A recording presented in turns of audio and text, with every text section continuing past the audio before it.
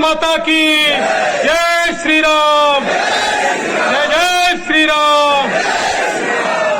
धमतरी में बहुत दम है, आपकी आवाज रायपुर तक पहुंच रही है, महाराष्ट्र तक पहुंच रही है आवाज। महाराष्ट्र तक तो पहुंचेगी ही। मंच पर उपस्थित हमारे बहुत ही सभी के चरणों में बहुत बहुत नमन करता हूं, सभी को बहुत बहुत प्रणाम करता हूं।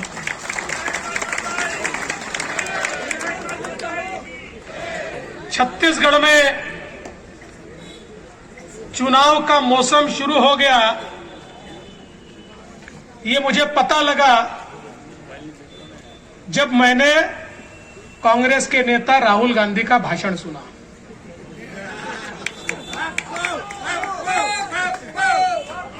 आपने गजनी करके एक पिक्चर देखी होगी,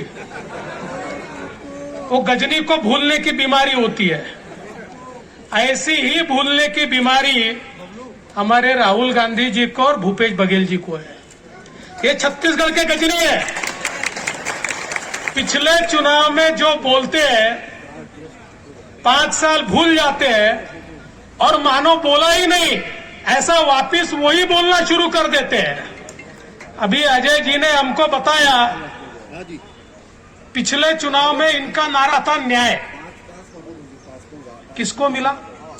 न्याय मिला सिर्फ कांग्रेसियों को, उनकी तिजोरियां भर गई, उनकी तिजोरियों को न्याय मिला, लेकिन छत्तीसगढ़ के आम आदमी को न्याय नहीं मिल पाया।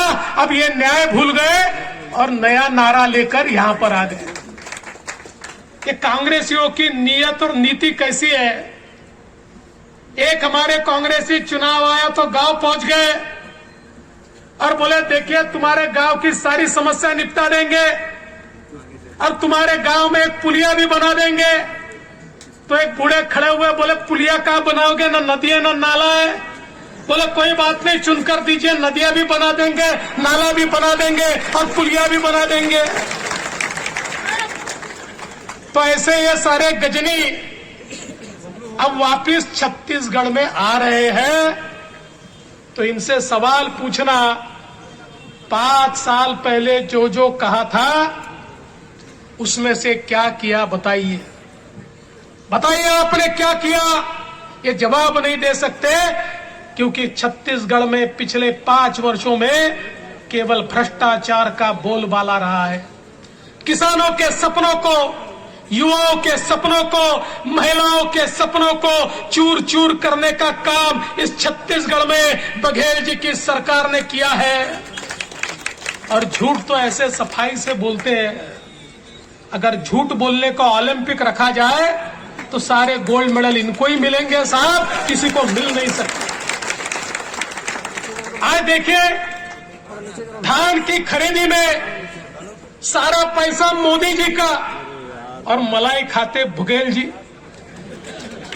मोदी जी से पैसा लेते, उसमें अपना एक नया पैसा डालते नहीं है, बोलते 600 रुपया दूंगा, किसको देते पता नहीं है, सारा पैसा मोदी जी का।